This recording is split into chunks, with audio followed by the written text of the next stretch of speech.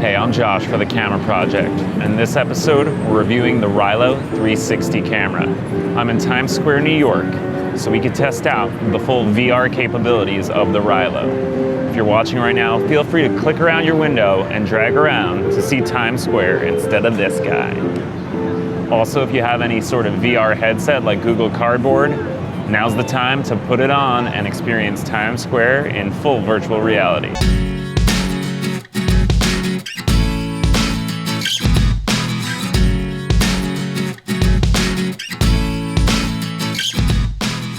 Okay, so there's two ways of looking at the Rylo.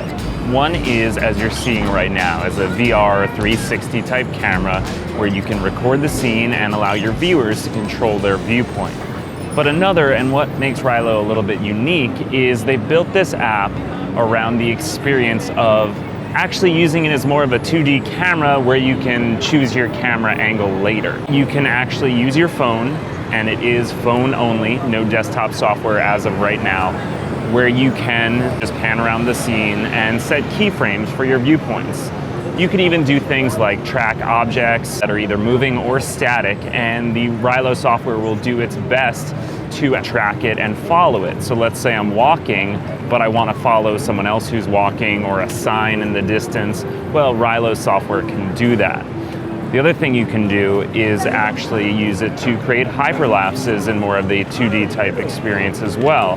You can do speed changes right in the Rylo app and even some color correcting. Now, if you actually want to work with it in a 360 scenario in a software package like Premiere Pro, you're going to actually just need to export it as a 360 video from the Rylo phone app itself.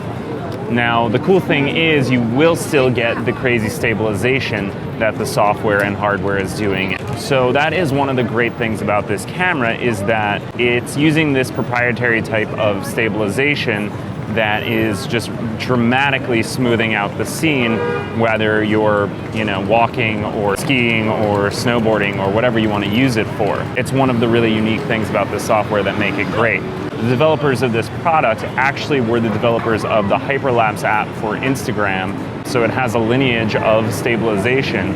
So just how good is the image stabilization? I wanted to compare it to a hardware solution, so I took a DJI Osmo Mobile 2 and an iPhone 6s to compare the hardware-based solution of DJI to the software-based solution of the Rylo. Now, obviously the focal lengths here are very different, but I want you to look at this stabilization, and I'm curious to hear what you think of which was better.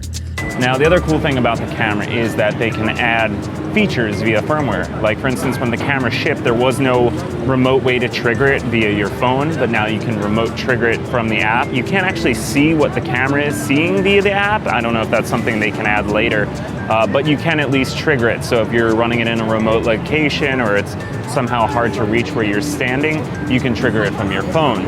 The other thing you could do, which you couldn't do at launch, was instead of doing 360 mode like I'm in now, there's actually a 180-degree camera you could do as well. So for instance, let's say you have it on a body harness when you're snowboarding or biking. Well, seeing your back or your chest or whatever it is isn't very interesting. So you could actually get a higher quality video recording by only doing 180-degree mode as well. So from a hardware perspective, the camera seems to be pretty well made.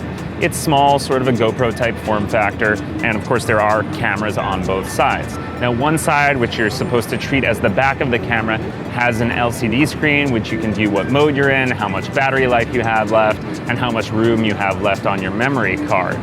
The only downside I've seen with the hardware so far is, well, one, you have two exposed lenses, so you have to make sure to put it somewhere protected, but it does come with a protective pouch.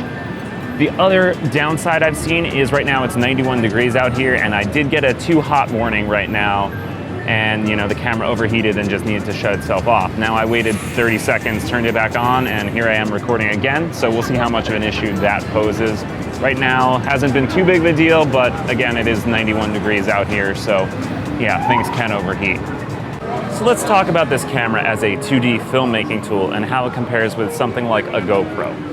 Now, I'm purposely here under a dark awning so we can see how it's exposing the dynamic range with me in a much darker area than my background. We can see how it handles that. Now, there is color correction in the app, but it's not going to compensate for a blown highlight or a crushed shadow, nor would it on a GoPro, but there might be some film profiles available to somewhat flatten out the picture on that. As of now, I do not think there are any for this, though you can do some light color correction in the app itself. Now, the other thing we should talk about if we're comparing this to a GoPro is things like waterproof. And this camera itself is not waterproof. Now, either were older GoPros anyway, you needed a case, and this camera is no different. There is an optional case that you can purchase separately, which will make this waterproof. That said, if you were using it in a full underwater scenario, I don't think it would handle that well, because from what I've noticed, it doesn't do particularly well in low light. Though if you were in a bright swimming pool or something like that, it could be just fine for your needs. So let's talk about a market I think this is particularly well suited for, and that is vloggers. Now, if you are a run and gun type vlogger, I think this camera is really useful in that you can do a split screen of you, and you can also show what you're looking at the same time. So if you're a travel vlogger and you're touring around Florence or Times Square in this case, you can show people what it looks like and also show your little talking head at the same time. Now, there are multiple ways to display the split screen, which I'll cycle through right now. A nice, easy built-in way to show two things at once without dealing with multiple camera setups. The one thing I will note is it is, again, 91 degrees out here, and I do keep running into that overheating issue. So what are my thoughts on the Rylo? There are a few pain points for me still. Other than the obvious overheating issue I had, I would really love to see a desktop computer app. I wanted to save some clips to my phone for 360 editing in Premiere Pro, and even with 20 gigabytes left on my phone, a 9-minute clip just wouldn't save. Not only that, but it's a very manual process where you have to save each clip individually, and certain effects need to be rendered or the clip needs to be saved to the phone before you can see them. I love the speed and storage a desktop computer provides, as well as batch saving option on all platforms. Otherwise, I do really like the technology I saw in this camera. You can go see the samples on the Rylo website to see some of the truly outstanding stabilization this camera offers.